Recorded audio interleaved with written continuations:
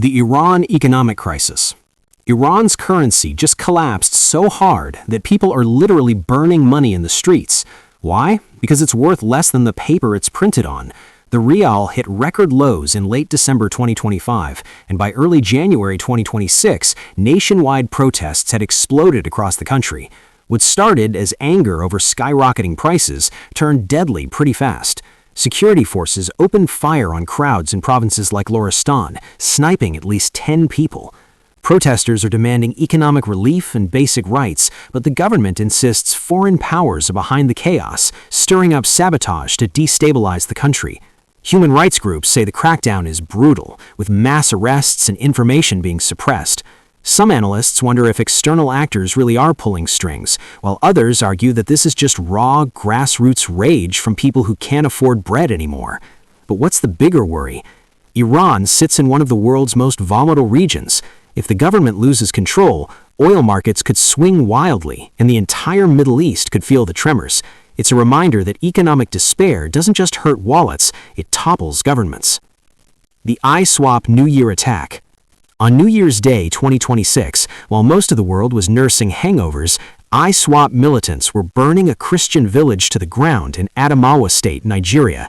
They torched homes in what's believed to be Timonua, or a nearby settlement, then released propaganda footage with a chilling message. It read, "Every Christian in Nigeria is now a legitimate target unless they convert to Islam or pay the jizya tax." Survivors described absolute terror. Security analysts say this was retaliation for recent U.S.-Nigerian airstrikes that hit ISWAP positions hard. Nigerian authorities have been quiet, either downplaying the attack or simply unable to respond effectively. Some experts argue this is pure jihadist ideology at work, while others point to deeper issues like land disputes and resource conflicts that get weaponized through religion. There's also debate over whether foreign military interventions are actually making things worse by provoking these groups. For Christians in the region and diaspora, this hits personal. It's another reminder that religious extremism isn't slowing down, and entire villages can disappear from the map while the world barely notices. The Acapulco earthquake strikes. On January 2nd, Mexico's president was mid-sentence during a press briefing when the ground started shaking hard. A 6.5 magnitude earthquake had just struck near San Marcos in Guerrero, about 50 to 60 kilometers from Acapulco. The shaking was violent enough to send tourists running out of hotels and locals flooding into the streets. At least 2 people died. Landslides blocked roads, gas leaks sparked evacuations, and buildings already weakened from Hurricane Otis in 2023 now had fresh cracks running through them. Authorities were quick to say no major structures collapsed and that airports stayed open, but residents aren't buying the reassurances. Acapulco has been rebuilding for over a year, and many wonder if construction codes are actually being enforced or if developers are cutting corners to get tourist dollars flowing again. Some seismologists have pointed to warning signs in the region that were downplayed for economic reasons. For travelers, it's a harsh wake-up call. That dream beach vacation sits right on top of one of the world's most active fault lines, and nature doesn't care about your itinerary. The President Maduro capture. So Donald Trump just did what 5 presidents before him only talked about. On January 3rd, U.S. Delta Force operators stormed Caracas, hit military sites like Fort Tiuna with missiles, and pulled Nicolás Maduro right out of his compound. His wife came along for the ride too. Photos surfaced of Maduro in custody aboard a U.S. naval ship, then in New York. Trump went on TV and said the U.S. would temporarily run Venezuela to get the oil flowing. The official story? Maduro's been charged with narco-terrorism and drug trafficking for years, and Washington says this was months in the planning. No U.S. casualties. Mission accomplished. Venezuelan officials are screaming about illegal invasion and kidnapping, calling for resistance. Meanwhile, civilians in Caracas are dealing with explosions, fuel shortages, and total chaos. Critics say this is regime change dressed up as a drug bust, maybe even an oil grab. Supporters argue Maduro had it coming and that someone needed to finally act. Either way, this is the first direct U.S. military action in Latin America since Panama in 1989, and the fallout could hit oil prices, trigger migration waves, and destabilize the entire region. The Swiss bar fire. Champagne bottles with sparkler candles. That's what killed 40 people in the Swiss Alps on New Year's Eve. Around 1:30 a.m. on January 1st, the crowded Les Constellation Bar in Crans, Montana, an upscale ski resort, turned into an inferno. The sparklers were held too close to acoustic foam on the basement ceiling, and the fire spread so fast that people barely had time to react.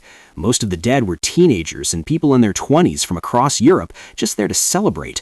Over 119 others were injured, many with severe burns that required transfer to specialist units in multiple countries. Survivors talk about pure panic, thick smoke, and bodies piling up at the exits. Families are still waiting for victim identifications. Swiss prosecutors say there's no foul play, and the bar owners insist they passed recent inspections and met all safety standards. But here's the thing. How does a venue in one of the world's wealthiest tourist destinations allow indoor fireworks during a packed event? Critics are asking if profit trumped safety and whether luxury resorts get a pass on enforcement. Either way, one sparkler shouldn't be able to wipe out 40 human lives. The Mount Etna eruption. Mount Etna woke up on New Year's Day and said, "Not today." A fresh fissure ripped open on the eastern flank in Valle del Bove, around 2,100 meters up, and molten lava started flowing downhill.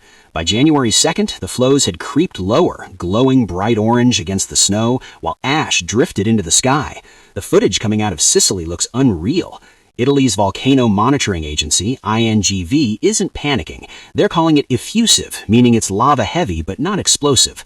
Valle del Bove works like a giant natural bowl that channels the lava away from populated areas, so no evacuations have been ordered. Locals are quite used to this. Obviously, Etna's been active for thousands of years. That said, some scientists are asking whether Etna's recent uptick in activity links to something bigger: climate patterns, tectonic shifts, things we're only starting to piece together. There's also chatter that Sicilian officials are playing down volcanic risks because tourism money depends on people feeling safe. Right now, the lava's staying put, but Etna doesn't follow schedules, and the people living on its slopes know that better than anyone. The DR Congo attack. The Allied Democratic Forces don't take holidays off. On January 1st, while the rest of the world was celebrating, ADF militants hit multiple villages in North Kivu, eastern DR Congo. At least 15 people were unalived in coordinated raids. Families ran into the forests with whatever they could carry, leaving everything else behind. The Congolese military is stretched thin and struggling to contain the violence. The ADF has been terrorizing this region for years, and some analysts see them as part of a broader wave of jihadist expansion across Central and East Africa. But there's more to this than just ideology. North Kivu sits on top of valuable minerals: coltan, gold, timber. Some experts argue the violence is as much about controlling resources as it is about extremism, with armed groups exploiting remote, neglected communities where the government barely exists. The attacks keep happening and the world keeps scrolling past. Millions have been displaced in eastern Congo over the past decade, yet it rarely makes international headlines. For the families fleeing into the bush on New Year's Day, the lack of attention doesn't make the terror any less real.